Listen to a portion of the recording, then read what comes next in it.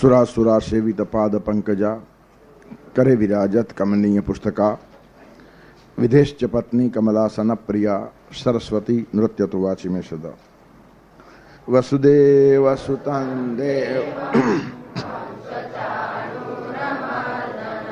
देवकी परमानंदम कृष्णं वंदे जगद्गुरुं तपस्वीभ्योऽधिको योगी तपस्वीभ्योऽधिको योगी ज्ञानिभ्योऽपि मतोऽधिकः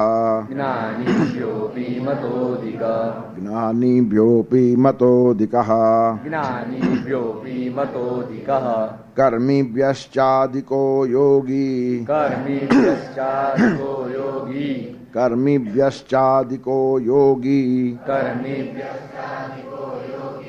तस्माद्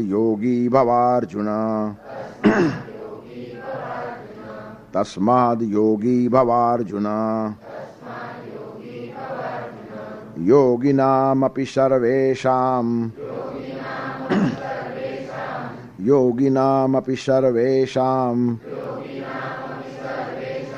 मद्गतेनान्तरात्मना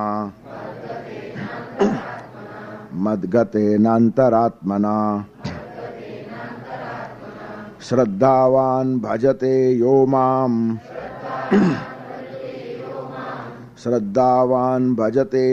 माम् शमे युक्ततमो मतः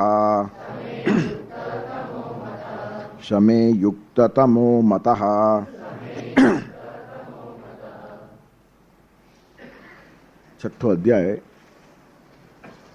आखी साधनानी प्रक्रिया भगवाने समजावी आत्मसंयम योग ध्यान योग ध्याननी કેટલી પ્રક્રિયાઓ છે ધ્યાનમાં આવતા અવરોધો કયા છે તે કેવી રીતના નીકળી જાય અને કેવી રીતનો માણસ આગળ વધે અને અર્જુનને જાત જાતના પ્રશ્નો પણ પૂછ્યા છે તે આપણા ઉપર એને ઉપકાર કર્યો છે એનું કારણ નહીં તો આ બધું ક્લેરિફિકેશન થતે નહીં તેથી અર્જુને બહુ સારી રીતે આપણને બધાને ભગવાન પાસે રિપ્રેઝેન્ટ કર્યા કોઈ પણ માણસનો પ્રશ્ન હોય કે સાધના અર્ધે વચ્ચે રહી જાય અને આપણે ચાલ્યા જઈએ આ પ્રશ્ન બધાનો કોમન હોય એનું કારણ કોઈની સાધના લિમિટેડ પીરિયડમાં પૂરી થાય જ નહીં બહુનાન જન્મના અંતે કાં તો અનેક જન્મ સંસિદ્ધ આ બધી જો પ્રક્રિયા હોય તો અડધી પડધી મૂકેલી સાધનાનું શું થાય તો જેમ રાતના તમે સૂઈ જાઓ અને જ્યાં તમારું પુસ્તક વાંચવાનું અટક્યું હોય ત્યાંથી તમે સવારના વાંચો છો ને આટલી સરસ વ્યવસ્થા છે એક જન્મનો અંત આવ્યો તો બીજા જન્મમાં તમારી શરૂઆત થાય એટલે આ બધું તમારું તૈયાર હોય તો તમારું બધું સાચવીને તમને ભગવાન આપી દે અને આ એક બહુ મોટું આશ્વાસન છે સાધકને નહીં તો બધી મહેનત પાણીમાં જાય જે મેળવવાનું છે તે અઘરું છે છોડવાનું છે તે એટલું ગમતું છે ત્યારે ગમતું છોડીને જ્ઞાત છોડીને અજ્ઞાતની પાછળ પડ્યા હવે આ છૂટી ગયું ને પહેલું મળે નહીં તો હાલત શું થાય ત્યારે ધોબીનો કૂતરો નહીં ઘરનો કે નહીં ઘાટનો આવી ચર્ચા મોટાભાગના લોકો કરતા હોય સમજદાર લોકો ના સમજની વાત જવા દો એમને ચર્ચામાં પડી જ નથી કેટલાક બહુ સુખી લોકો હોય છે કે આમાં પડતા જ નથી જેને સેટિસ્ફાઈડ પિગ કહેવાય એને બીજા ઉન્નત જીવનની કલ્પના જ નથી આ બધું શા માટે કરવું જોઈએ એમાં શું વળે એટલે દયા ખાવા જેવા લોકો છે કે જેને બિચારાને વિવેક અને બુદ્ધિ આપ્યા પછી પણ જીવન વિશે વિચારવું જોઈએ તેવું લાગતું જ નથી એ શાલિગ્રામથી ચટણી વાટી નાખે તે મારો માણસ છે આ કારણ કે આમ માનવ દેહ મળ્યો છે બહુ મહત્વનો છે વિવેક શક્તિ આપણી પાસે છે ઈચ્છા સ્વાતંત્ર્ય આપણી પાસે છે અને આ એક જ જન્મારામાં બાકીના 84 લાખ નિર્માણ થાય છે પછી નિર્માણ કરવાની શક્યતા નહીં પછી ખાલી ભોગવવાનું આ જન્મમાં જે ભૂલો કરી જે પાપો કર્યા તે ભોગવવાને માટે 84 લાખ છે એટલે પછી દેર ઇઝ નો ચોઇસ પછી વિવેક નહીં કૂતરાને શું વિવેક હોય બિલાડીને શું વિવેક હોય એ ઉંદરને ખાઈ જાય તેનું એને પાપ લાગતું નથી એનું કારણ ઉંદરનો ખોરાક છે નૈસર્ગિક ઇન્સ્ટિંક્ટ ઉપર જીવનારા માણસો ઇન્ટેલેક્ટ છે જ નહીં તેથી પશુ પક્ષીના જીવનમાં જે થાય નહીં તે થવા માટેનું આ એક બારણું છે બહુ મહત્વનું છે માનવ જીવન મળ્યું સાચા માનવ બનવું એનું કારણ આ જીવન વારવાર મળતું નથી અને બાકીના બધા જ આનામાં નક્કી થઈ જાય છે 84 લાખ બધા આપણે અહીંયા નક્કી કરી નાખીએ છીએ અને પછી પાછું નક્કી કરવાનો ચાન્સ 84 લાખ પછી મળશે ત્યારે મૂર્ખ માણસ હોય તે આ જીવન ગુમાવે ડાયો માણસ ગુમાવે નહીં રે મને મૂર્ખ જન્મ ગવાયો એમ જે સંતો ગાય છે એટલા માટે કહે છે કે આટલી મોટી સંપત્તિ ભગવાને આપણા ઉપર ઠાલવી અને આવું સરસ જીવન આપણને શા માટે મળ્યું તેનો વિચાર ન કરતા જો જીવન ચાલ્યું જાય તો આના કરતાં બીજી બાલિશતા, દયનીય સ્થિતિ બીજી હોઈ શકે નહીં. એટલે આ બધું જ ગાઈડન્સ ભગવાને બહુ સરસ આપ્યું છે કે તું વિશ્વાસ રાખ, અડગ રહે, સાધના કરતો જા. તારી સાધના તરફ કોઈનું ધ્યાન હોય કે ન હોય એને હોવાની જરૂર પણ નથી. મારું ધ્યાન છે, પરમાત્માનું ધ્યાન સાધના તરફ છે. એ કેટલી મોટી વાત છે. વર્ષો સુધી નમાઝ પઢ્યા પછી એક ફકીરને પરમાત્માએ આકાશવાણી મારફત કીધું કે મને તારી નમાઝ મંજૂર નથી. તો નિરાશ થયો જ નહીં, ઉલટો ખુશ થયો. તને મંજૂર નથી ભલે, પણ તારું મારા નમાઝ ઉપર ધ્યાન તો છે. મોટી વાત છે. એ તો મંજૂર નથી એમ કેમ કે તો ધ્યાન જ ન હોય તો ત્યારે નમાઝ મંજૂર નથી એનો અર્થ તું મને જોઈ રહ્યો છે. બહુ મોટી વાત થઈ ગઈ. પરમાત્મા આપણને જુએ છે અને આપણી સાધના તરફ ધ્યાન છે ને એ જ મોટો વિકાસનો રસ્તો છે. તેથી માણસ નિરાશ થાય જ નહીં. આશ્વાસન પરમાત્માએ એવા સરસ આપી રાખ્યા છે. ત્યારે ગીતાની અંદર બહુ સરસ વાતો 6થા અધ્યાયમાં કરી. સાધકને માટે તો આ અધ્યાય અતિશય મહત્વનો છે. વેદવાક્ય જેવું છે. 6થા અધ્યાયનું નિયમિત પઠન અને શ્રવણ, મનન, ચિંતન પ્રત્યેક સાધકે સતત કરતા રહેવું જોઈએ. સ્પેશિયલી સાધના માટે જ આ આખો વિષય ભગવાને ગીતામાં કીધો છે. ઠાંસીને અહીંયા યોગ ભર્યો છે. પતંજલિ યોગ દર્શન વાંચો કે 6થો અધ્યાય વાંચો તો બધા સૂત્રો અહીંયા મળી જશે. ત્યારે આવી રીતના સરસ 6થો અધ્યાય કહી અને પછી એનું સમાપન કરે છે કે બધી જ સાધનાઓ જાત જાતની છે. કોઈ તપના માર્ગે જાય, કોઈ જ્ઞાનના માર્ગે જાય, કોઈને કર્મયોગ સારો લાગે. દરેકના અલગ અલગ પ્રકારો છે અને બધા જ સારા છે. બધા એક જ માર્ગે જાય એ શક્ય જ નથી. અનંત પ્રકારના રસ્તાઓ છે ને બધી બાજુથી જવાય. પણ એમાં મને કયો ગમે છે, મને કયો શ્રેષ્ઠ લાગે છે તે અહીંયા આદેશ રૂપે ભગવાન કહે છે. તપસ્વીભ્યો દિકો યોગી જ્ઞાનીભ્યોપી મતોધિક કર્મીભ્યશ્ચાધિકો યોગી તસ્માદ યોગી ભવાર્જુન. તસ્માદ યોગી ભવાર્જુન એ એક સ્વતંત્ર સૂત્ર છે. ગીતામાં જેમ કેટલાક સૂત્રો સ્વતંત્ર છે, સંદર્ભ તોડીને આટલો ટુકડો બહાર કાઢીને પણ તમે ચર્ચા કરો તો બહુ મોટો વિષય છે. તસ્માદ યોગી ભવા અર્જુન. હે અર્જુન, તું યોગી થઈ જા. તસ્માદ તેથી શા માટે? તસ્માદ એટલે તેથી. તસ્માદ યોગી ભવ અર્જુન. હે અર્જુન, તસ્માદ યોગી ભવ. હે અર્જુન, તેથી તું યોગી થઈ જા. તેથી એટલે શા માટે? કે આ બધા કરતા યોગી શ્રેષ્ઠ છે. તપસ્વીભ્યો અધિકો યોગી. યોગી તપસ્વીઓ કરતા શ્રેષ્ઠ છે. જ્ઞાનીભ્યોપી મતોધિક. જ્ઞાનીઓ કરતા પણ અધિક મનાયેલો છે, માનેલો છે. મતઃ એ જ્ઞાનીઓ કરતા પણ શ્રેષ્ઠ છે.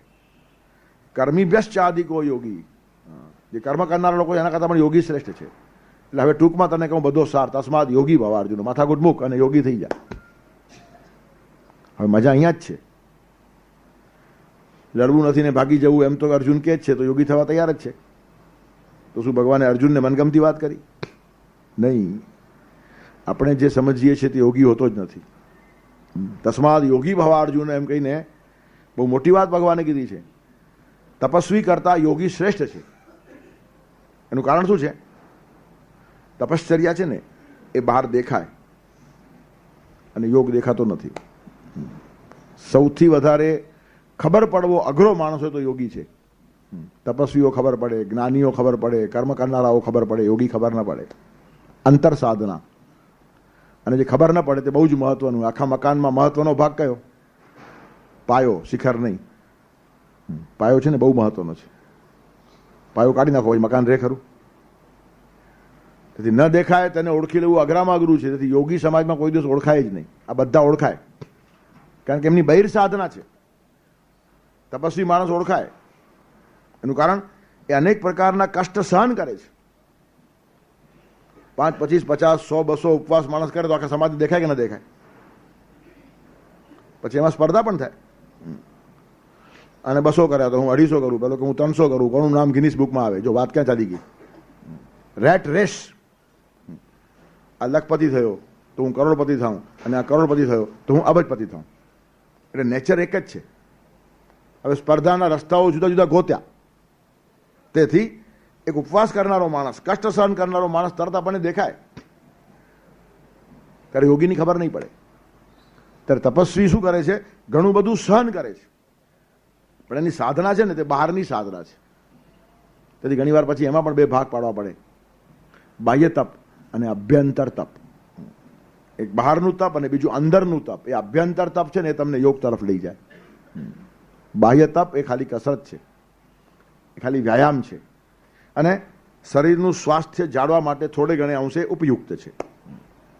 શરીરને બેલેન્સ કરવા માટે કેટલાક બહારના પ્રયોગ કરવા પડે, એ બાહ્ય તપશ્ચર્યા છે. પણ ઘણે ભાગે તે જ માણસ આપણને મોટો લાગે, જેની મોટાઈ બહાર દેખાય તે જ આપણને મોટો લાગે, મોટાઈ દેખાતી નથી તે જ માણસ ખરો મોટો હોય છે, ધ્યાનમાં આવે જ નહીં. અને પરિણામે ભગવાનને સ્પષ્ટ કહેવું પડ્યું છે તપસ્વીઓ કરતા યોગી મોટો છે. એનું કારણ બધાને તપસ્વી મોટો લાગવાની સંભાવના છે. બધા પથારીમાં સૂતા હોય તો ઘાસ પર સૂનારો માણસ તરત દેખાય કે નહીં? આ માણસ મોટો શા માટે? ઘાસ પર સૂવે છે. ઘાસ પર કૂતરો પણ સૂવે, એમાં શું છે? ગાય બળદ પણ સૂવે છે. એટલે ખાલી ઘાસ પર સૂવું ને એ મોટાઈ નથી. યોગી પણ ક્યારેક ઘાસ પર સૂઈ જાય, પણ એને ઘાસ પર સૂવાનો શોખ નથી. એ પલંગમાં બી સૂશે, પણ પલંગ નહીં મળે તો એને અફસોસ નહીં થાય. તેથી યોગી સમજવો બહુ અઘરો છે. નક્કી કરીને ઘાસ પર સૂનારો યોગી ન હોય. કેટલાક માણસો નક્કી કરીને ઘાસ પર સૂવે, શા માટે? તો જ હું મોટો લાગીશ. તેથી મોટા લાગવાની ચેષ્ટામાં જે માણસ પડ્યો ને એ બહુ જ નાનો હોય છે હંમેશા. ત્યારે તપશ્ચર્યા તરત પ્રગટ થાય. તપસ્વી માણસ તરત લોકોને મોટો લાગવા માંડે. એનું કારણ આપણા કરતાં કંઈક જુદું કરે છે. આપણે વસ્ત્રો પહેરીએ તો એક માણસ વસ્ત્રો પહેર્યા વગર ફરતો, તરત આપણે મોટો લાગો હોય, એને વસ્ત્રોની બી જરૂર નથી, કશું કારણ નથી. એટલે પ્રદર્શન કુશળ થઈ જાય માણસ ધીરે ધીરે. તપશ્ચર્યાનો પછી શો કરવાનું મન થાય, સર્કસના ખેલ જેવું કામ થઈ જાય. સર્કસની અંદર પણ અગ્નિના રિંગમાંથી પહેલા પસાર થાય છે ને કૂદકો મારીને, તે રીતે અગ્નિ પાસે બેસીને આ માણસ તપશ્ચર્યા કરતો હોય. શંકરાચાર્ય પણ થોડીક મજાક ઉડાવી છે આવા લોકોની. અગ્રે વન્ની પૃષ્ઠે ભાનુ રાત્રૌ ચિબુક સમર્પિત જાનુ કરતલ ભિક્ષા તરુતલ વાસ તદપી ન મુંચતી આશા પાશ. અગ્રે વન્ની આગળ આગ પ્રગટાવે, પાછળ સૂર્ય તપતો હોય, વૈશાખનો બપોર, આમને આમ વગર આગે પણ તમે બળતા હો, ત્યારે પાછળ સૂર્ય તપતો હોય ને આગળ આગ હોય, તેની વચ્ચે બેસે. અગ્રે વન્ની પૃષ્ઠે ભાનુ, આટલો તાપ સહન કરે. અને રાત્રૌ ચિબુક સમર્પિત જાનુ, કડકડતી શિયાળાની ઠંડી, પોષ મહિનાની ઠંડી હોય ને, એમાં નિર્વસ્ત્ર બેસી રહે. પડવા ઠંડી પડવા દો જેટલી પડશે, એમાં શું છે? ચિબુક સમર્પિત જાનુ. ચિબુક એટલે ગોઠણ, દાઢી, અને જાનુ એટલે ગોઠણ. ગોઠણ ઉપર દાઢી રાખે આમ ઠંડી નવાય એટલા માટે. આમ બેઠો, આખી રાત બેઠો હોય. રાત્રૌ ચિબુક સમર્પિત જાનુ. કરતલ ભિક્ષા, એક પણ વાસણ રાખે જ નહીં, હાથમાં ભિક્ષા લે. કરતલ હથેલી, કરતલ ભિક્ષા. અને તરુતલ વાસ, ઝાડ નીચે રે. પણ વળ્યું શું? આ બધું વર્ણન કરીને છેલ્લા સૂત્રમાં શંકરાચાર્ય કહે છે તદપી ને મુંચતી આશા પાશ. ઝાડની નીચે વાસ ખરો, પણ આશાનો પાસ છૂટ્યો નહીં. પછી એ ઝાડ નીચે બીજો માણસ સુઈ જાય તો ઊંચકીને ફેંકે કે આ ઝાડ મારું છે, તો પેલો કહે છે કે આ મકાન મારું છે, ને આ કહે છે કે આ ઝાડ મારું છે. ફરક શું પડ્યો? ભિખારીઓ પણ પોતાની સીટ માટે એકબીજાના માથા ફોડતા હોય છે. ત્યારે મકાન માટે લોકો ઝઘડે છે એમ સમજો નહીં, સીટનું પણ મહત્વ છે. હવે તો લોકોએ દાંતણ કરવાના બંધ કર્યા, પણ નહીં તો દાંતણિયાઓ દહેજમાં એરિયા આપતા હતા. હા, છોકરી પરણાવે ને તો જમાઈને કહી દે જા તને ભુડેશ્વર આપ્યું, અને તો જમાઈ લે કે ભુડેશ્વરના બાપનું છે. પણ આપે શા માટે? વર્ષો સુધી ભુલેશ્વરમાં એ જગ્યાએ બેસીને દાંતણ વેચ્યા છે, ધંધાનું સ્થાન છે, તેથી ભુલેશ્વર એને આપે એટલે જમાઈ દાંતણ વેચે બીજે દિવસથી. હા, દહેજ આપવાની ઘણી રીત છે. એક છોકરીને ભુલેશ્વર આપી દે, બીજી છોકરીને મસી બંદર આપી દે. હા, એક એરિયા આપતો જ, એનું પોતાને હવે ઉપર જવાનું છે. ત્યારે સ્થાનનું મહત્વ બધે ઠેકાણે છે. ત્યારે આ માણસ ઝાડને માટે ઝઘડો કરશે, હું તપશ્ચર્યા કરું, આ ઝાડ નીચે તું કેમ આવ્યો? તેથી એક તપસ્વી બીજા તપસ્વીને ઉપાડીને ફેંકે, મારી કરે. ત્યારે કહેવાનું તાત્પર્ય શું છે કે તપશ્ચર્યા એ બહિર્મુખી છે, અને યોગ છે ને એ નેસેસરીલી અનિવાર્યપણે અભ્યંતર છે. તપશ્ચર્યા બાહ્ય અને અભ્યંતર હોઈ શકે, યોગ કોઈ દિવસ બાહ્ય હોઈ શકતો નથી. યોગ બિલકુલ અભ્યંતર છે. તસ્માદ યોગી ભવ અર્જુન. તેથી યોગી તપશ્ચર્યા નહીં કરશે એમ નહીં, પણ એની તપશ્ચર્યાનું પ્રદર્શન નહીં હોય. તપશ્ચર્યા સાચી, પણ પ્રદર્શન નહીં. જીવનનું દર્શન મેળવવાને માટે કષ્ટ મેળવવાની યોજના યોગી કરતો નથી, તપસ્વી યોજના કરે છે. કેટલાક માણસો સુખ મેળવવાની યોજના કરે, તો કેટલાક માણસો દુઃખ મેળવવાની યોજના કરે. બંને યોજન કરનારા માણસો છે. આયોજનપૂર્વક સુખ મેળવવું જોઈએ એમ ભોગી કહે છે, અને આયોજન કરીને દુઃખ સહન કરીશ એમ તપસ્વી કહે છે. બંને અધૂરા છે. એક માણસ સુખની પાછળ દોડે છે, તો એક માણસ જાણી જોઈને દુઃખની પછાડે દોડે છે. બંને કરવાની જરૂર નથી. દુઃખેશ્વરનું ઉદ્વિગ્નમાના સુખેશુ વિગત સ્પૃહ. વીતરાગવય ક્રોધ સ્થિતધીર્મુનિ રુચ્યતે. સુખની સ્પૃહા જે માણસ કરતો નથી અને દુઃખનું પણ આયોજન કરતો નથી, દુઃખ આવી પડે તો ઉદ્વિગ્ન બનતો નથી અને સુખ આવી પડે તો એનો પણ તિરસ્કાર કરતો નથી, ત્યારે કોઈના માટેનું જેને આકર્ષણ નથી, રસવર્જમ રસોપ્યસ્ય પરમ દ્રષ્ટવા નિવર્તતે. પરમ દ્રષ્ટવા, પરમને જોયા પછી એમાંનો જે રસ છે, આકર્ષણ છે તે ઉડી જાય, પછી એ માણસ સ્વસ્થ રહી શકે, ચીટકો લાગે નહીં. યોગી સંસારના બધા જ સુખો ભોગવે છે, એ સુખથી ગભરાતો નથી, પણ સુખ ન મળે તો બેચેન થતો નથી. મહત્વની વાત ત્યાં છે. આ જે ફરક છે ને એ ધ્યાનમાં નહીં આવે. સુખ મળ્યા પછી એને બી આનંદ થાય, ન થાય એમ નહીં, પણ આલો હરખાઈ જાય, એ જ મારું સર્વસ્વ છે આવું એને લાગે નહીં. વિગત સ્પૃહ, એનું કારણ સ્પૃહ હતી જ નહીં, પોતાની મેળે આવ્યું છે. સ્વયં આવે તેનો સ્વીકાર, પછી સુખ હોય કે દુઃખ હોય, કશાનું પણ આયોજન નહીં. હવે સુખનું માણસ આયોજન કરે આપણે ધ્યાનમાં આવે, પણ દુઃખનું આયોજન કરે ધ્યાનમાં ના આવે, પણ લોકો દુઃખનું આયોજન કરે છે. એમાં પણ તમારા અહંકારને એક પુષ્ટિ મળે છે. મેં કેટલું બધું સહન કર્યું એમ કહીને માણસ જરા કોલર ટાઈટ કરે. પરિવારમાં, સંસ્થાઓમાં, કુટુંબમાં કોઈ પણ માણસ જ્યારે સહન કરે ને તો સહન કરવાથી એનો અહંકાર પુષ્ટ થાય છે, આપણે ધ્યાનમાં નહીં આવે. બધાએ મને ત્રાસ આપ્યો, પજ્યો, હેરાન કર્યો, કોઈએ મારી કદર કરી નહીં, છતાં મેં કેટલું સહન કર્યું છે, એમાં પણ તમારી ગરદન ઊંચી થઈ જાય અને હાર્મફુલ છે. સાધનાની અંદર આ બધી જ વસ્તુઓ બાધક છે. તેથી યોગ સાધવો ને ખાવાના ખેલ નથી. પ્રત્યેક માણસને એમ લાગતું જ હોય છે કે મેં ઘણું બધું કર્યું, પણ જેવી થવી જોઈએ એવી મારી કદર થઈ નહીં. આ એક માણસનો મત છે, કોઈને પણ પૂછો. From kitchen to court and peon to president, પટાવાળાથી માંડીને રાષ્ટ્રપતિ સુધી કોઈને પણ પૂછો, બધા માણસો એમ કહે છે હું જેટલું કામ કરું છું ને એટલી મારી કદર થતી નથી. અને જ્યોતિષીઓ માટે આ હાથ વગુ વાક્ય છે.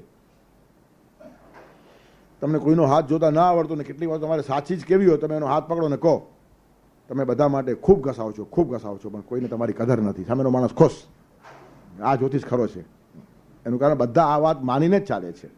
તેથી તમારી કદર થતી નથી એમ તમે કોઈને પણ કહો એટલે માણસ તમારો થઈ જાય. એનું કારણ મને ખરો આ ઓળખ્યો, આજ દિવસ સુધી કોઈ મને ઓળખ્યું નથી. અરે બધા ઓળખેલા છે, એના મનમાં પણ એમ જ છે કે મેં ઘણાના હાથ જોયા, મારી કદર થતી નથી.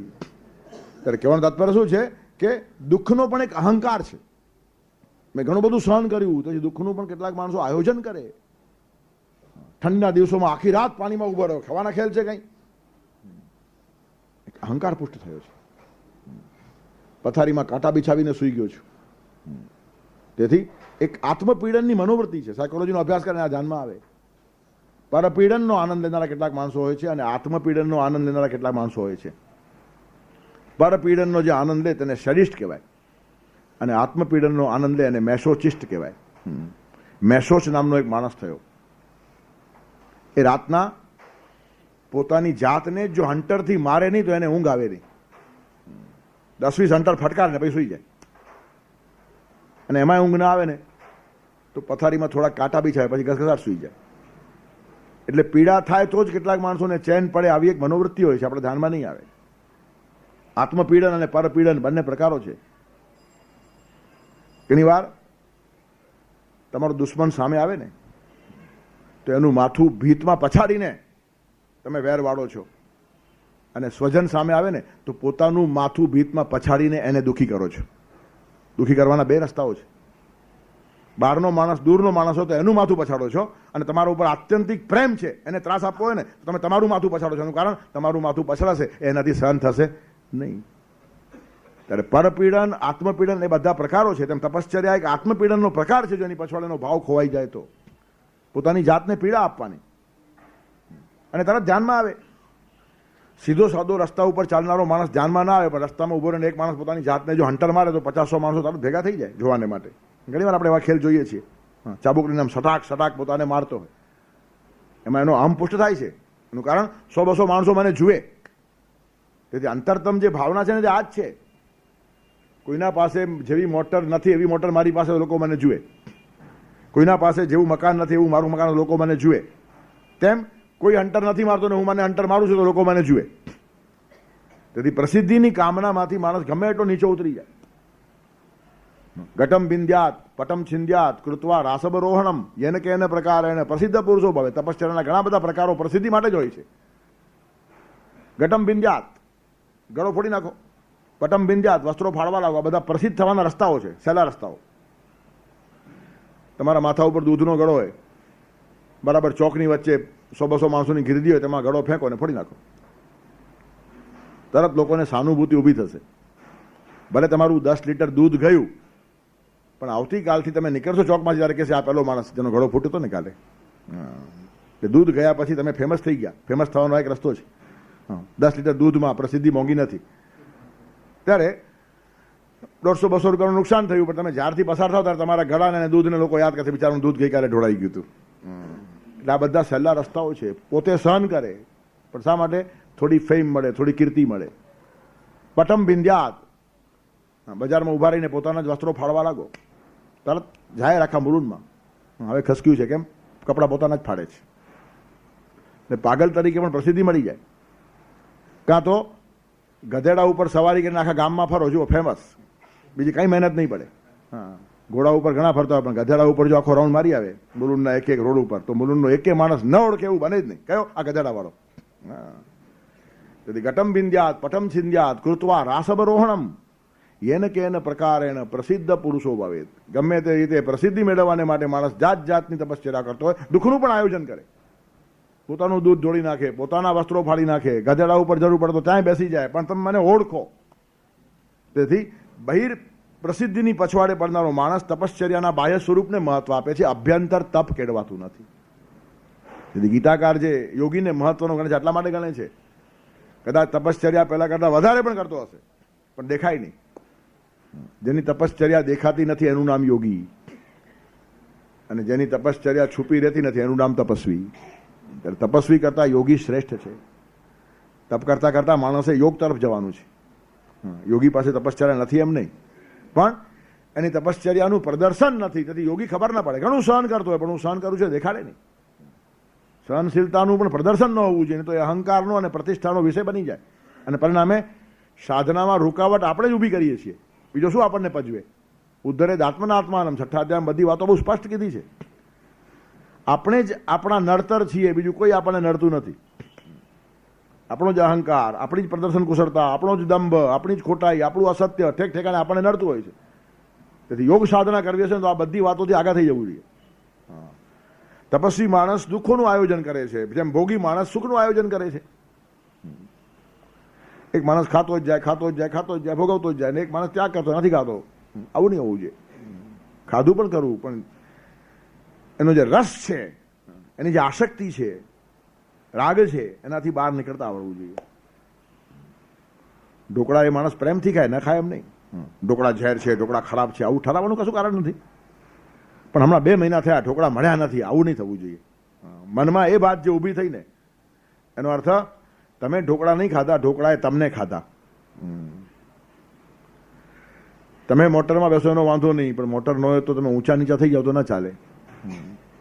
મેં કહ્યું તો મને પૂછ્યું હતું, જુવાન છોકરાઓમાં એક મિટિંગ હતી, એક છોકરા ઉભા થઈને પૂછ્યું કે ઘણા ધર્મની અંદર સાધુ સંન્યાસીઓ વાહનનો ઉપયોગ કરે છે, મોટરમાં બેસે, પ્લેનમાં બેસે, ને અમારા સાધુઓ પદયાત્રામાં જાય છે, તો બેમાંથી સાચું શું?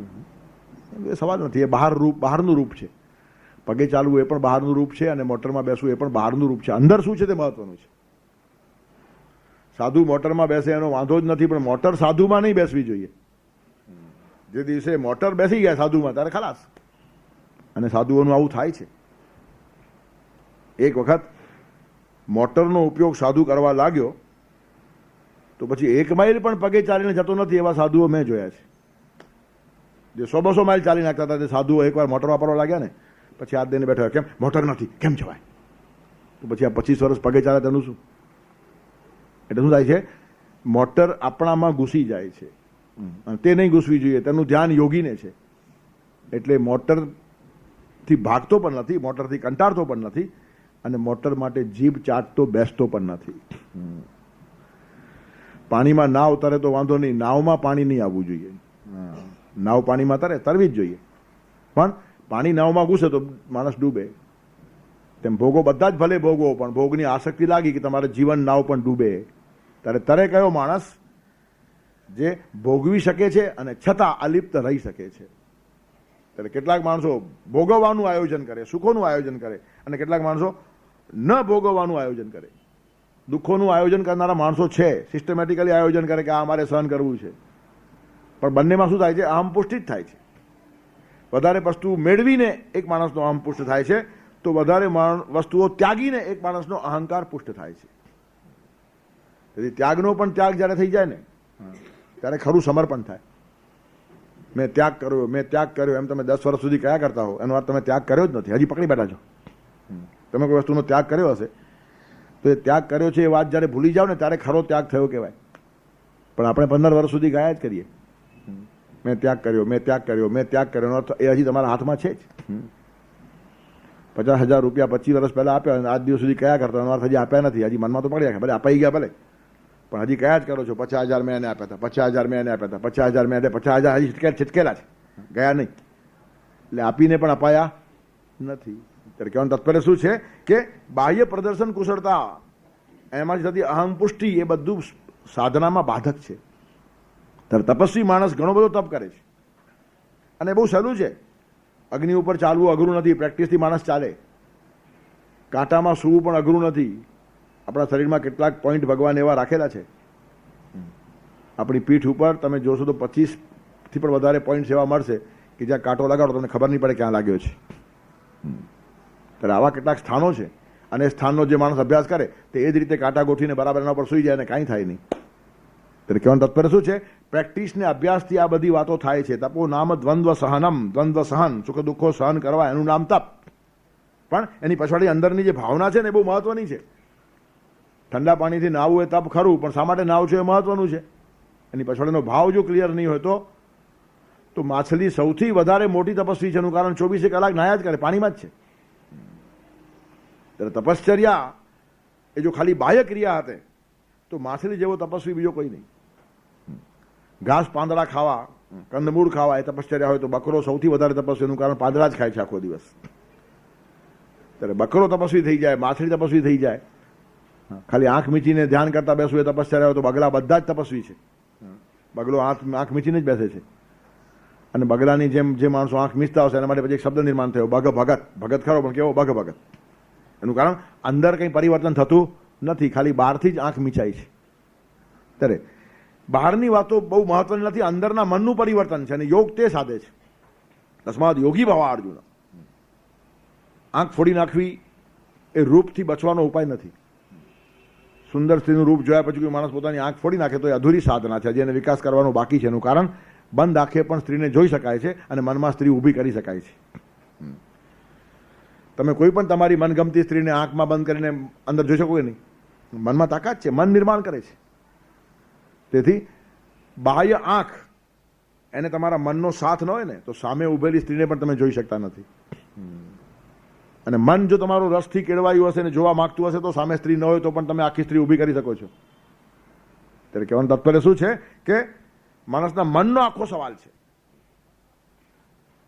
હવે બહુ ચર્ચામાં ન કરીએ, પણ એક હિન્દુ અને મુસલમાન એમની ચર્ચા ચાલતી હતી. કોઈકે કીધું કે તમે 3-3, 4-4 પત્નીઓ કરો છો, આમ છે તેમ છે. એટલે પહેલાં હસતા હસતા કીધું કે અમે જે હશું તે, હિન્દુઓ ભલે એક પત્ની રાખતા હશે પણ એ મનથી વ્યભિચાર કરે છે.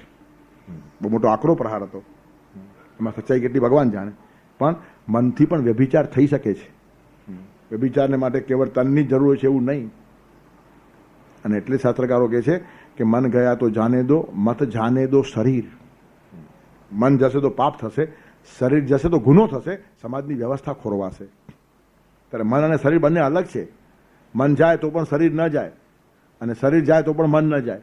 તેથી એ ડિપાર્ટમેન્ટ અલગ છે. ત્યારે મન કેટલું બદલ્યું છે ને તે યોગ જોશે અને શરીર કેટલું રૂપાંતરિત થયું છે તપશ્ચર્યા જોશે. અને શરીર કરતાં મન સૂક્ષ્મ છે ને સૂક્ષ્મની સાધના હંમેશા મોટી હોય. અને તપશ્ચર્યા જો યોગ સાથે જોડાયેલી હશે ને તો મનને પણ પવિત્ર બનાવી નાખશે. મનમાં પણ હલકો વિચાર નહીં આવે. તેથી માણસ સામાજિક રીતે અસ્તવ્યસ્ત વર્તતો નથી તો એ માણસ ગુનામાંથી બચે અને પોલીસ નહીં પકડે, પણ મનમાં પાપ થયું, પરમાત્માએ તો પકડ્યો તમને. પાપ હંમેશા માનસિક થાય છે, વગર આચરણે પાપ થાય. તમને કોઈનું ખૂન કરવાનું મન થયું એટલે પાપ થઈ જ ગયું, પછી ખૂન કરો એટલે ગુનો થાય અને પછી તમને સજા મળે, ફાંસીની કે જન્મ કેદની જુદી વાત છે. પણ ખૂન નહીં કરો તો સજા નહીં થાય, સમાજમાં કંઈ ડિસ્ટર્બન્સ ઊભું નહીં થયું, પણ તમારું મન તો હલબલી ગયું. પરમાત્માએ નોંધ લીધી, તમારો વિકાસ ખલાસ થયો. તેથી મનથી પણ કોઈને મારી નાખવાનો વિચાર ન કરો. એનું કારણ એમાં આપણું પતન છે. મારો તો નહીં જ, મારશો એટલે આખો સમાજ ડિસ્ટર્બ થાય અને એમાં તમને પનિશમેન્ટ પણ ડાયરેક્ટ થાય. પણ મનની અંદર પણ વિચાર ના આવે ત્યાં સુધી યોગ તમને લઈ જાય છે. અને મન બદલે તો જ માણસ બદલે, ખાલી શરીર બદલવાથી માણસ બદલતો નથી. તેથી આંખ ફોડીને માણસ નિર્વિકાર થતો નથી. ખુલ્લી આંખે પણ વિકાર ના આવે ત્યારે માણસ નિર્વિકાર કહેવાય. વિકાર હેતૌ સતી વિક્રિયંતે યેષામ ન ચેતાંસી તએવ ધીરાહ. કુમાર સંભવમાં કાલિદાસ ધીર પુરુષની વ્યાખ્યા કરે છે. પાર્વતી જ્યારે શિવજીનો તપોભંગ કરવા માટે આવે છે ને ત્યારે શિવજી અતિશય સ્થિર છે અને કાલિદાસ કહે છે આને ધીર કહેવાય. વિકાર નિર્માણ થવાનો પ્રસંગ સામે ઊભો છે છતાં જે માણસ વિકૃત થતો નથી, બગડવાની તક નથી મળતી ત્યાં સુધી બધા જ માણસો સારા હોય છે. પણ બગડવાની તક મળે ને તો પણ એનો લાભ લેવાનું મન ના થાય, વિચાર જ ના આવે, આમ વર્તાય જ નહીં મારાથી. આવી રીતનું જેનું માનસિક કન્સેપ્ટ પરફેક્ટ થયેલો છે તે માણસ યોગી છે. ત્યારે તપસ્વી માણસ સ્ત્રીથી ભાગવાની કોશિશ કરશે અને યોગી માણસ સ્ત્રીમાં પરમાત્માનું રૂપ જોશે. તેથી ભાગવાની જરૂર જ નહીં. ન એ સ્ત્રી તરફ દોડશે કે ન સ્ત્રીથી દૂર ભાગશે, સ્વસ્થ રહી શકશે. યોગી હંમેશા સ્વસ્થ હોય. કેટલાક માણસો સ્ત્રીની પછવાડે લટ્ટુ થાય ને કેટલાક માણસો સ્ત્રીથી દૂર ભાગે. સ્ત્રીનું મોઢું જ અમે જોશું નહીં. અધૂરી સાધના છે. સારું છે. તસ્માદ યોગી ભવ અર્જુન. અર્જુન તું યોગી થા. તેથી આંખ ફોડી નાખી અને રૂપથી આપણે અલિપ્ત થઈ ગયા કે જીભ કાપી નાખી એટલે હવે સ્વાદનો વાત નથી, એવું નથી. નથી ખવાતું, નથી ચવાતું તો પણ માણસ કેટલો અંદર અંદર સ્વાદ ભોગવતો હોય છે. અને ઉલટાનું ઓછું ખવાય ને ઓછું ચવાય ત્યારે ખાવાનું વધારે મન થાય છે. જેની જેની ઉંમર મોટી થાય ને એને ખાવાનું વધારે મન થાય. એનું કારણ હવે કેટલા દાડા. એક વૃદ્ધ માણસને ઓળખું છું, પંગતમાં બેસે ને તો તરત પીરસનારને બોલાવે પહેલા અહીંયા પીરસ. એનું કારણ હું હવે જવાનો, આ તો બધા પછી એ ખાશે. હા, રીસર બોલાવે પીરસવાવાળાને. એનું કારણ મારા બહુ થોડા દાડા, મને ખાઈ લેવા દે, આ તો બધા બેઠા છે હજી 25-50 વર્ષ ખાયા જ કરશે, મારા દિવસો બહુ થોડા રહ્યા છે એટલે સૌથી પહેલું મને પીરસ. એનો અર્થ ઇન્દ્રિયોની ક્ષમતા ઘટી ગયા પછી પણ મનની લાલસા ઘટતી નથી. તૃષ્ણા ન જીર્ણા વયમેવ જીર્ણા. તૃષ્ણા કોઈ દિવસ ગરડી થતી જ નથી, ખાલી માણસ ગરડો થાય છે. ત્યારે અંદર જે પરિવર્તન છે ને બહુ મોટું છે અને તેથી ભગવાન બહુ સ્પષ્ટ આજના શ્લોકની અંદર આદેશથી કહે છે. બહુ ઓછા આદેશ કરે છે ભગવાને. તો આમ જ કર, તું યોગી થા, એમ સ્પષ્ટ કહી નાખ્યું એમણે. આ બધા કરતા શ્રેષ્ઠ છે. પેલા તન દેખાડ્યા, તપસ્વી, જ્ઞાની અને કર્મયોગી. પણ એ ત્રણેય કરતા યોગી શ્રેષ્ઠ છે એમ કીધું અને પાછું એવો થાય એમ કીધું. પોતાનો મત ભગવાન આપી દીધો. તસ્માદ યોગી ભવ અર્જુન. હે અર્જુન તું યોગી થાય એમ તને હું સ્પષ્ટ કહું છું. એનું કારણ તપશ્ચર્યા કુશળ થઈને, પ્રદર્શન કુશળ થઈને અહંકારને પુષ્ટ ન કર. હું આટલું બધું સહન કરું છું એ મગજમાં આવી ગયું તો એ તપશ્ચર્યા પણ બાધક નિર્માણ થઈ જશે. ત્યારે તપશ્ચર્યા વધારે પડતી બહિર્મુખ છે અને અભ્યંતર બનાવવાનું કામ યોગ કરે છે. તે તપશ્ચર્યાના જ પાછા બે ભાગ છે, બહિ તપશ્ચર્યા અને અભ્યંતર તપશ્ચર્યા. અભ્યંતર તપશ્ચર્યા થઈ કે એનું મોઢું થયું યોગ તરફ અને એ શ્રેષ્ઠ છે. અંદરની તપશ્ચર્યા બહુ શ્રેષ્ઠ છે. મન પ્રસાદ, સૌમ્યત્વમ, મૌનમ, આત્મ વિનિગ્રહ, ભાવ સંશુદ્ધિ રીતે તપો માણસ મુચ્યતે. મન પ્રસાદમ, એ માણસનું મન પ્રસન્ન હોય. અભ્યંતર તપશ્ચર્યા આવે ને તો એ પીડાયેલો માણસ ન હોય, પ્રસન્ન માણસ હોય. અને માણસ પ્રસન્ન જ હોવો જોઈએ. કષ્ટ ભોગવતો રહેલો માણસ, ચહેરો ઉતરી ગયેલો માણસ, શરીરના બધા હાડકાં ગણી શકાય તે માણસ શું કામનો? એ તપશ્ચર્યા બહુ સારી નથી. જ્યારથી ધર્મક્ષેત્રની અંદર રાજપુરુષો અને ક્ષત્રિયોનો પ્રવેશ થયો ત્યારથી તપશ્ચર્યાનો મહિમા વધ્યો અને યોગનો મહિમા ઘટ્યો. એનું કારણ ક્ષત્રિયને સહન કરવાની ટેવ છે. મરણ અને મારણ જોડે લડનારો આ માણસ છે, તલવાર હાથમાં લઈને ઊભો છે. અનેક માણસોને જે માણસ કાપી નાખે ને તે માણસ પોતે પણ કષ્ટ સહન કરી શકે. ત્યારે ક્ષત્રિયો ધર્મક્ષેત્રમાં જ્યારે પ્રભાવી થયા ત્યારથી તપનું મહત્વ વધ્યું. બુદ્ધ અને મહાવીરે થોડી તપની મહત્તા વધારી. બંને ક્ષત્રિય રાજાઓ હતા. કૃષ્ણમાં એક્સેપ્શન છે.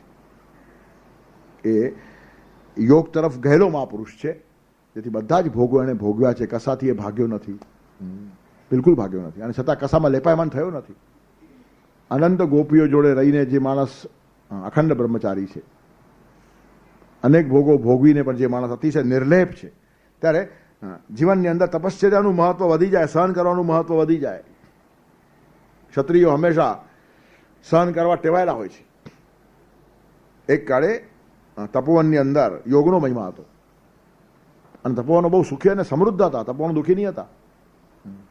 હજારો ગાયો તપોવનમાં હોય. એનું કારણ લાખોના હિસાબે વિદ્યાર્થીઓ ભણતા હોય. યાજ્ઞવલ્ક્યના આશ્રમમાં 60,000 વિદ્યાર્થીઓ અભ્યાસ કરતા હતા. વિચાર કરો, 60,000 વિદ્યાર્થીઓ એક જ સંસ્થામાં અભ્યાસ કરે એટલે આયોજન કેટલું મોટું હશે. ભગવતી ભિક્ષાન દઈ કરીને ઘરે ઘરે માગવા ન જાય, ભિક્ષા માગવા જાય તો શું હાલત થાય. મુલુંડમાં 60,000 માણસો રોજ માગવા નીકળે તો મુલુંડના લોકોએ ગામ છોડીને ભાગી જવું પડે. તેથી એમની પોતાની જમીનો, એમની પોતાની ગાયો, એમની પોતાની ખેતીવાડી, કેટલું મોટું બધું જબરજસ્ત આયોજન હોય. અને એ આયોજન કરનારા માણસો ભોગી છે, લોલુપ છે, આવા સુખશાહીમાં જીવે છે. શું એનો અર્થ છે? અને અમે કેવા છીએ, કેટલું કષ્ટ સહન કરીએ છીએ. એટલે એમનો મહિમા ઘટાડવામાં આવ્યો અને તપશ્ચર્યાનો મહિમા વધી ગયો.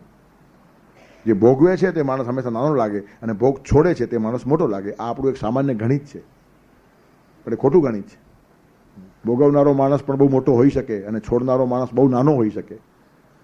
ત્યારે આ જે સમજવાની વાત છે ને તે યોગની વાત છે. તેથી ગીતા માર્મિકતાથી બધી વાતો સમજાવે છે. ત્યારે તપોવનની અંદર હજારો વિદ્યાર્થીઓ નિર્માણ થતા હતા અને રાષ્ટ્રને પહેલેથી જ સારા નાગરિકો મળતા હતા. ગુનાઓ ઓછા થાય તો રાજ શાસનનું કામ ઘટી જાય. 5-15 વર્ષ આશ્રમમાં ભણાવીને એવો છોકરો સમાજમાં મૂકે જે ખોટું કામ કરે જ નહીં, પછી જરૂર શું છે? રાજ શાસન ઓછામાં ઓછું. That government is the best government which governs the least. ઓછામાં ઓછું શાસન કરે તે જ શાસન વ્યવસ્થા બહુ સારી. શાસન હંમેશા ઓછામાં ઓછું હોવું જોઈએ. રાત દિવસ દખલ માણસ છે કે પશુ છે કે આખો દિવસ લાકડી જઈને હાંકવો પડે. પણ અતિરેકી શાસન ઘૂસી ગયું, ચૂલા સુધી શાસન પહોંચી ગયું છે. શાસનની જરૂર નહીં, ઓછામાં ઓછું શાસન, ના છૂટકે જ શાસન. બદમાશ લોકોનું શાસન કરવાને માટે થોડી શાસનની જરૂર પડે, બાકી બધા જ લોકો માણસો છે. ગ્રીન લાઇટ છે તોય મોટર ચલાવાય, લાલ લાઇટ છે તો ના ચલાવાય, બધાને ખબર છે. પછી પોલીસ શા માટે ઊભો રહેવો જોઈએ ત્યાં? પણ પોલીસ ઊભો હોય તોય ભાગે છે, દંડાય છે, દંડ ભરે છે માણસો. એનું કારણ હું માણસ છું એ જ માણસ ભૂલી ગયો છે. હું માણસ છું, બીજાની વસ્તુ મારાથી લેવાય એની ચોરી છે. શા માટે પોલીસ જોઈએ પકડવાને માટે? મારું હશે, પ્રામાણિકતાનું હશે, કમાવેલું હશે તે ખાવાનો મને હક છે. ત્યારે બીજાનું હોય તમારે મોઢું નખાય નહીં. બળદ આ વિચાર કરતો નથી ને આજે માણસ પણ આ વિચાર કરતો નથી. ઘાસ જોયા પછી બળદ મોઢું નાખે છે ને કોઈનો પણ માલ હોય માણસ મોઢું નાખીને ખાઈ જાય છે. તેથી શાસન ઓછામાં ઓછું હોવું જોઈએ. આવી રીતે સુંદર વ્યવસ્થા હોય અને તે ઋષિઓ તૈયાર કરી આપતા હતા. સારા નાગરિકો જ તૈયાર થઈને બહાર આવે. એટલે એજ્યુકેશન બહુ મહત્વની વાત છે. શિક્ષણ જ સારું હોય તો રાષ્ટ્ર સારું થઈ જ જાય.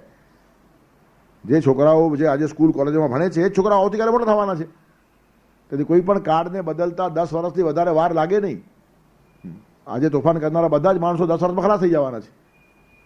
અને આજે ભણે છે એ જ છોકરાઓ 10 વર્ષ પછી બહાર આવવાના છે. તો એમના ઉપર ધ્યાન આપો ને. 10 વર્ષ પછી રાષ્ટ્રમાં સ્વર્ગ, વાર શું લાગે? હવે તો 100 વર્ષે પણ આ રાષ્ટ્ર બદલે નહીં એમ બોલનારા માણસો 42 છે. કશું નહીં.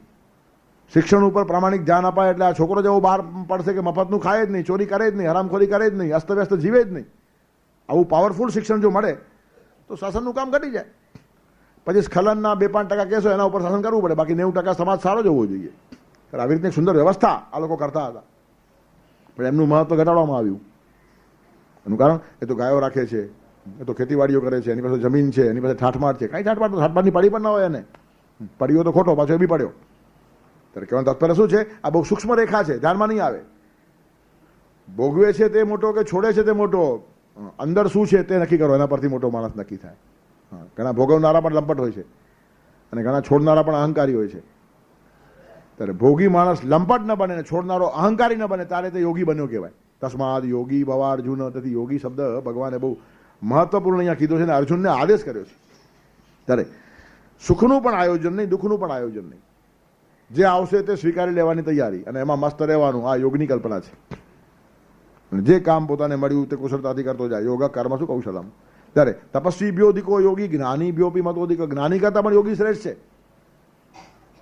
શબ્દ જ્ઞાન અને શાસ્ત્ર જ્ઞાનથી કોઈનું કલ્યાણ થયું નથી.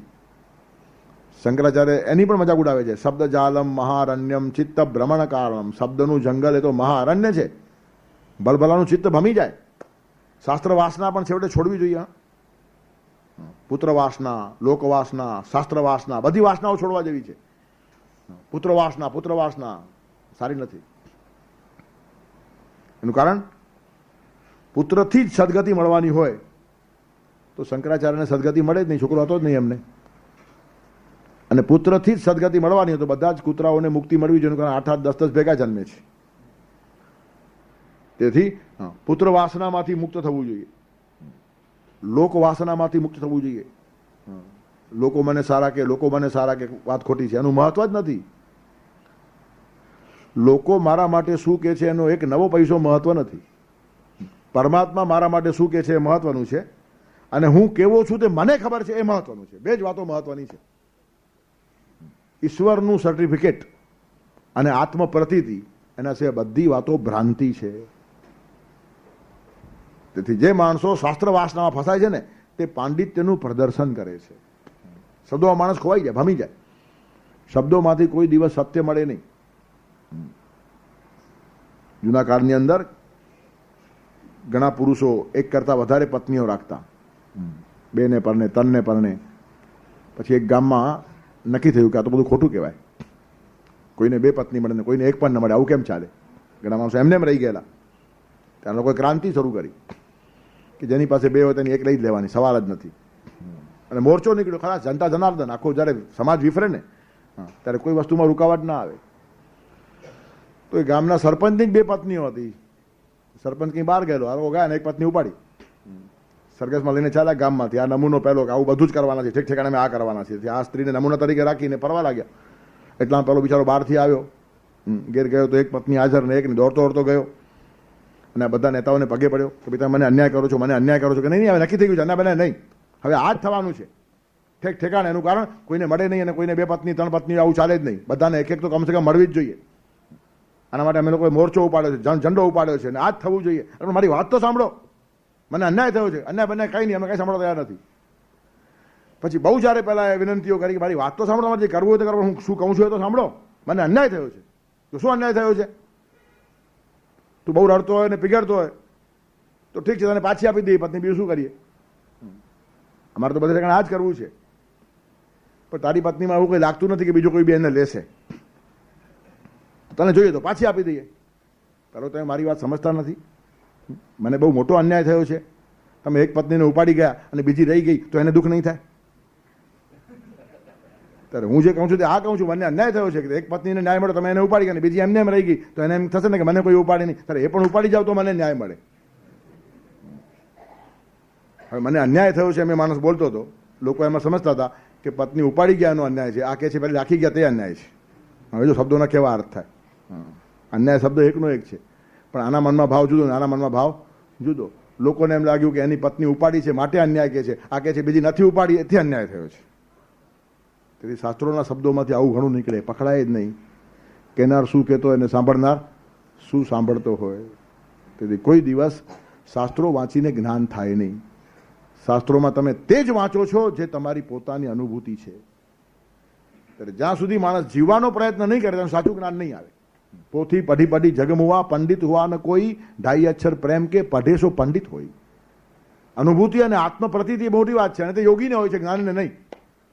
તેથી જ્ઞાની ભ્યોપી મતોધિક, જ્ઞાની ખાલી શાસ્ત્રોમાં પડી ગયો છે. જ્ઞાન મેળવી મેળવીને શાસ્ત્રી થવાય છે, ભગવાન જોડે જોડી શકાતું નથી. યોગ જોડનારો છે, યુ ટુ જોઈન. તેથી શાસ્ત્રી થવું સહેલું છે, ભગવાન જોડે જોડાઈ જવું અઘરું છે. જ્ઞાન મેળવીને શાસ્ત્ર વાસનાથી માણસ બહુ મોટો શાસ્ત્રી થઈ જાય, સવાલ નહીં. જગત એની કદર પણ કરે. એનું કારણ છે જ્ઞાન મેળવવું કે નાની વાત નથી, એ પણ મોટી સાધના છે, પણ એ અંતિમ કક્ષા નથી. જેમ તપશ્ચર્યા કરવી એ પણ એમાં મહેનત છે, પણ એ અંતિમ કક્ષા નથી. ત્યારે તપસ્વીનો પણ અહંકાર પુષ્ટ થાય, જ્ઞાનીનો પણ અહંકાર પુષ્ટ થાય. એકને દુઃખની વાસના છે, બીજાને શાસ્ત્રની વાસના છે. જાત જાતની વાસનાઓથી માણસ રમતો હોય ત્યાં સુધી એ માણસ વામણો છે, બટકો છે. ત્યારે જ્ઞાની કરતાં પણ યોગી શ્રેષ્ઠ છે. એનું કારણ એ અનુભૂતિનો માણસ છે. An ounce of action is far better than pounds of preachings and tons of teachings. ટનભર ઉપદેશ અપાય, મણભર સંભળાય, પણ આચરણ કણભર પણ થતું નથી. અને એનું જ મહત્વ છે. ટનભર ઉપદેશ અને મણભર શ્રવણ કરતા પણ કણભરનું આચરણ મહત્વનું છે. એકાદ કણનું પણ જે માણસ આચરણ કરશે ને તે માણસ તરી ગયો. ત્યારે યોગી ત્યાં પ્રયત્ન કરે છે. પુસ્તકાલયમાં લઈને પ્રયોગશાળામાં ફેરવી નાખવાનું કર્મ એટલે યોગ. Library must be converted into laboratory. જે શાસ્ત્રોમાંથી વાંચ્યું થિયરી તે જીવનની પ્રેક્ટિસમાં લાવવાનું, અને એ જો લવાતું હોય તો જ એને સાચો સ્વાધ્યાય કહેવાય. નહીં તો એ પણ એક વાસના છે શાસ્ત્રની. તેથી તસ્માત સ્વાધ્યાય પ્રવચનાભ્યામ ન પ્રમજિતવ્યમ. એનું કારણ જે સાંભળ્યું છે ને તેને અનુભવવાનો પ્રયત્ન કરે છે યોગી. જીવન એ પ્રયોગશાળા છે અને બધા જ જ્ઞાનનો જીવનમાં માણસે પ્રયોગ કરવો જોઈએ, અને તો જ એને અનુભૂતિ થાય અને અભિવ્યક્તિ પછી સુધી માણસે પહોંચે. અને અનુભૂતિની અભિવ્યક્તિ પાવરફુલ હોય. આવો માણસ જે કહે ને તે પ્રભાવી હોય. એનું કારણ પછી એ માણસ નથી બોલતો, જીવન બોલે છે. તપસ્વી વાણી તો જીવંતનો આધાર માગે છે, અને નહીં તો શબ્દો મોટા મોટા કેવળ ભાર લાગે છે. બોમ્બાસ્ટિક વર્ડ એ કંઈ વક્તૃત્વની કલા નથી, આ તો ઉપાસના છે, સાધના છે. ત્યારે સાચો યોગી છે ને તે જ્ઞાની કરતાં પણ મોટો છે. ત્યારે તપસ્વીભ્યો અધિકો યોગી, જ્ઞાનીભ્યોપી મતોધિક, કર્મીભ્યશ્ચાધિકો યોગી. કર્મ કરનારાઓ કરતાં પણ યોગી શ્રેષ્ઠ છે. કર્મ પણ બહિર્મુખ છે. તમારું કામ તરત બહાર દેખાય, અંદરનો ભાવ દેખાતો નથી. તમે કામ કરો છો તો દેખાય, પણ બહારના કર્મ ઉપરથી માણસ ઓળખાય નહીં. હું ઘણી વાર કહું છું, કોઈના ઘરે બહુ સુંદર છોકરી મહેમાન તરીકે આવી હોય ને પડોશીને છોકરીને જોવી હોય, વારંવાર ટગર ટગર જોયા કરતો હોય, છોકરી ગામડાની શરમાઈ જાય, બિચારી બહાર નીકળે નહીં, તો પોતાના ઘરમાં શ્રીખંડ બનાવે એના ઘરમાં ઘૂસે આપવાને માટે. હવે કેવું સારું લાગે. પાછું કે ઈસુ ખ્રિસ્તે કહ્યું છે, એકલા એકલા ખાઓ નહીં, લવ ધાય નેબર એઝ ધાય સેલ્ફ. તમારા પડોશી ઉપર એવો પ્રેમ કરો છો, તમારી જાત ઉપર કરો છો, પછી અમે શ્રીખંડ ખાઈએ તો તમને આપ્યા વગર કેમ રહીએ, એમ કરીને એના ઘરમાં ઘૂસે. હવે ઘરમાં શા માટે ઘૂસ્યો તે આપણને ખબર પડે નહીં. આપણને એમ લાગે શ્રીખંડ આપવા ગયો, કેવો સારો માણસ છે, પણ કેવો બદમાશ છે તે ભગવાનને ખબર છે કે મારી છોકરીને જોવા ઘૂસ્યો છે. હા, એના માટે ખર્ચો બી કરી નાખ્યા. હા, શ્રીખંડ જઈને આપી આવે, ના આપવું હોય તોય, પણ દર્શન લાભ લેવો છે. તેથી બહારના કર્મો સારા દેખાતા હોય, અંદરની વૃત્તિ સારી છે કે નહીં એ ખબર પડવું બહુ અઘરું છે. તેથી ઘણા બહારથી સારા દેખાતા કાર્યો અંદર સારા હોતા નથી. એનું કારણ અંદરનો મોટિવ ખરાબ છે. Bad actions done with good motives are good, and good actions done with bad motives are bad. આ એથિક્સ છે. કર્મ પછાડવાનો હેતુ ખરાબ હોય ને તો સારું કામ પણ ખરાબ છે, અને હેતુ જો સારો હશે તો કેટલીક વાર ખરાબ લાગતું કામ પણ સારું છે. હેતુ ઉપર આધાર છે. છુરી ચલાવવી આ કર્મ છે. હેતુ કયો છે? ગુંડો ચલાવે તો પાપ, ડોક્ટર ચલાવે તો પુણ્ય. એનું કારણ એક જાન લેવા માટે ચલાવે છે અને એક જાન બચાવવા ચલાવે છે. ત્યારે ગુંડાના હાથમાં છરી અને ડોક્ટરના હાથમાં છરી, આસમાન જમીનનો ફરક છે. છરી ચલાવનારા બધા જ ગુંડા હોતા નથી, અને છરી ચલાવનારા બધા ડોક્ટર હોતા નથી. એ શું કરે છે તે જુઓ. એનો અંદરનો પર્પઝ શું છે? જાન હાનિ કરવાનો છે કે જાન બચાવવાનો છે? તેથી હંમેશા હેતુ ઉપરથી કર્મ નક્કી થાય, અને હેતુ યોગ સાધ્યા સિવાય પકડાતો નથી. તસ્માદ યોગી ભવા અર્જુન. તપસ્વી, જ્ઞાની, કર્મયોગી આ બધા મોટા માણસો છે, પણ અંદરનું સૂત્ર ના હશે તો આ બધા ખોટા માણસો થઈ જાય. ઘણા ખોટા તપસ્વીઓ જોવા મળશે, સર્કસના ખેલ કરતા હોય ને રામ નામ જપના પરાયા માલ અપના, મુખ મેં રામ બગલ મેં છુરી, આ બધી કહેવતો આવા લોકોને સમાજમાં ખુલ્લા પાડવાને માટે આવેલી છે. ત્યારે તપશ્ચર્યા કરીને ઘણા માણસો જાત જાતના નાટકો કરે. જ્ઞાનનો પણ ઘણા માણસો આડંબર કરે. કશું જ્ઞાન ન હોય છતાં જ્ઞાની ઠરવાનું હોય તો બહુ સલામાં સલો ઉપાય છે. આપણે ત્યાં બધું લખી રાખ્યું, આપણા સાહિત્યમાં બધું જ છે. અભ્યાસ કર્યા વગર મોટા થઈ જવું હોય તો મોટા લોકોને ગાળો આપવાનું શરૂ કરો. વ્યાસાદીન કવિ પુંગવાન અનુચિતઈ વાક્યઈ સલીલમ હસન. વ્યાસ ઇત્યાદિ મોટા માણસો જેના પરથી આ વ્યાસપીઠ નિર્માણ થઈ છે, એ વ્યાસને અક્કલ જ નહોતી એમ તમે કોને એટલે ફેમસ. ભારતમાં પ્રસિદ્ધ થવાનો સલ્લામાં સલ્લો રસ્તો છે મહાત્મા ગાંધીને ગાળ આપવી. જે માણસ મહાત્મા ગાંધીને ગાળ આપે તરત ઓળખાય કે નહીં? આખી દુનિયા એને ઓળખે. કોણ? મહાત્મા ગાંધીને ગાળ આપી તે. આ બધા હલકા રસ્તાઓ છે. ત્યારે કહેવાનું તાત્પર્ય શું છે કે જેને શાસ્ત્ર વાસના થાય, શાસ્ત્રનો ઉપયોગ કરીને મારે મોટા સાબિત થવું છે, એ માણસ ગમે એટલો હલકો થઈ જાય, ગમે એટલો નીચે ઉતરી જાય. ત્યારે તપશ્ચર્યા પણ સર્કસનો ખેલ બની જાય, જ્ઞાન પણ શાસ્ત્ર વાસના બની જાય, કર્મ પણ અહંકાર પુષ્ટિનું સાધન બની જાય, પ્રદર્શન થઈ જાય. એની અંદર યોગ નથી. અને ખરી કુશળતા તો જ પ્રગટે. યોગ કર્મ શું કૌશલમ. કર્મમાં યોગ ભળે, પરમાત્માનું સાનિધ્ય ભળે, ભક્તિ ભળે, તો આ બધી વાતો શ્રેષ્ઠ થઈ જાય. ત્યારે તપશ્ચર્યાની પછવાડે યોગ જોઈએ, જ્ઞાનની પછવાડે યોગ જોઈએ, કર્મની પછવાડે યોગ જોઈએ. યોગ અતિશય મહત્વનો છે, અને આખો યોગનો અધ્યાય છે આ. તેનું સમિંગઅપ ભગવાને બહુ સરસ કર્યું છે. અને તેમાં કહે છે યોગીનામ આપી સર્વેશામ મદગતેનાંતરાત્મના શ્રદ્ધાવાન ભજતે યોમામ સમય યુક્તમો મત. અને યોગીઓમાં પણ સર્વેશામ આપી યોગીનામ, બધા યોગીઓની અંદર મદગતેનાંતરાત્મના, પોતાનો અંતરાત્મા મદગત મારામાં પરોવીને શ્રદ્ધાવાન થઈને જે માણસ મને ભજે છે, સમય યુક્ત તમો, એ સૌથી શ્રેષ્ઠ છે. પાછો એમાં પણ યોગીઓમાં શ્રેષ્ઠ કોણ? જેમ જ્ઞાની, તપસ્વી અને કર્મયોગીઓમાં યોગી શ્રેષ્ઠ, પણ આ બધા યોગીઓની અંદર પાછો એ શ્રેષ્ઠ જે શ્રદ્ધાવાન છે. મદગતેના અંતરાત્મા, જેને પોતાનો અંતરાત્મા મારામાં પરોવી નાખ્યો છે. અને જે માણસ શ્રદ્ધાવાન છે, ત્યારે યોગીનામ આપી સર્વેશામ મદગતેના અંતરાત્મના શ્રદ્ધાવાન ભજતે યોમામ, શ્રદ્ધાવાન થઈને જે મારું ભજન કરે છે, મારું સેવન કરે છે, સમે યુક્ત તમો. તમો એટલે સુપરલેટિવ ડિગ્રી થઈ. યુક્ત, યુક્તતર, યુક્તતમ, પ્રિય, પ્રિયતર, પ્રિયતમ. પોઝિટિવ, કમ્પેરેટિવ, સુપરલેટિવ ડિગ્રીઓ છે બધી. ત્યારે શ્રેષ્ઠમાં શ્રેષ્ઠ વાત તો તેની પછવાડે તમ લાગે, શ્રેષ્ઠતમ. ત્યારે કહેવાનું તત્વ શું છે કે ભગવાનને આ માણસ શ્રેષ્ઠ લાગે છે યોગીઓમાં પણ, કે જે ભગવાન સાથે જોડાયેલો છે મદગતે અંતરાત્મા અને શ્રદ્ધાયુક્ત છે. યોગીઓ પાછા બે પ્રકારના હોય, શ્રદ્ધા વગરનો પણ યોગી હોઈ શકે. જો કેટલું સૂક્ષ્મ ભેદ ભગવાન કરતા જાય છે, આપણા મગજમાં પણ ના આવે તેવા તર્કો ઊભા કરીને ભગવાન બધા ખૂણા ખૂણા પ્રકાશ કરે છે. એનું કારણ કેટલીક વખત માણસ યોગના માર્ગે આગળ વધે પણ એનો એપ્રોચ થોડો નેગેટિવ હોઈ શકે. કંટાળી ગયેલો, હારી ગયેલો, થાકી ગયેલો, નિરાશ થઈ ગયેલો, દુઃખી થઈ ગયેલો, પીડાઈ ગયેલો માણસ ભગવાન તરફ વળે. બહુ શ્રદ્ધા ન હોય, ઘણીવાર તો ભગવાનને માનતો બી ન હોય તો પણ યોગ તરફ આગળ જાય. બધા યોગ સાધના કરનારા પરમાત્માને માનતા હોય છે એવું પણ નથી હોતું. પણ આ દુઃખ જે મારા જીવનમાં આવી પડ્યું છે તે કાઢી નાખવાનો રસ્તો છે યોગ, તેથી યોગ તરફ માણસો વળે. તેથી બહુ પુષ્કળ પુરુષાર્થ અને મહેનત કરતા હોય, પણ એ માણસો કરતાં પણ બીજો મોટો છે જેના જીવનમાં ભગવાન માટેનો ભાવ છે અને શ્રદ્ધા છે. એનો અર્થ પુરુષાર્થ નહીં કરવાનો એમ નહીં, પણ જેને ખબર છે કે મારો એકલાનો પુરુષાર્થ પૂરતો નથી, પુરુષાર્થ કર્યા વગર યોગ સધાશે નહીં, પરમાત્મા મળશે નહીં, પણ મારા એકલાના પુરુષાર્થથી પણ મળશે નહીં, આ જેને ખબર પડી ગઈ. તેથી પરમાત્માનો સાથ લેવાની જેની સતત તૈયારી છે, નહીં તો પાછો યોગમાં પણ અહંકાર નિર્માણ થઈ જાય. હું મારી મેળે આગળ જાઉં છું. તેથી કૃપા સાધ્ય ભગવાન જેવો કે છે ને એ સમજુ માણસો છે, એની મસ્કરી ન કરો. શું કૃપા કૃપા કરો છો, કૃપાથી કંઈ મળતું નથી, મફતમાં કંઈ મળતું નથી. માણસે મહેનત, એ ખરી વાત છે, હા મહેનત કરવાનો વાંધો નહીં, પણ કૃપાની અપેક્ષા રાખો. શ્રદ્ધા રાખવાથી તમારી બારી બારણા ખુલશે અને સૂર્યનો પ્રકાશ આવશે. ભગવાન પ્રકાશ મોકલવા તૈયાર છે, પણ શ્રદ્ધા વગરનો માણસ બારી બારણા બંધ રાખે છે એટલે પ્રકાશ આવતો જ નથી. શ્રદ્ધાનો અર્થ બીજો કશો નથી. આપણે બારી બારણા ખુલ્લા રાખ્યા, પરમાત્માને પ્રકાશ મોકલવાને માટેની સગવડ કરી આપી. પરમાત્માનો પ્રકાશ મોકલે જ છે, પણ આપણે ઝીલતા નથી. શ્રદ્ધાવાન માણસ ઝીલી શકે છે, તેથી એનો વિકાસ જલ્દી થાય. છોકરો પોતાની મેળે પણ ચાલે, પણ નાનો હોય ને ત્યારે આંગળી પકડીને ચાલે તો વધારે સેફટી છે, સલામતી છે. ચાલશે એના પગથી જ, પણ આંગળી પકડશે.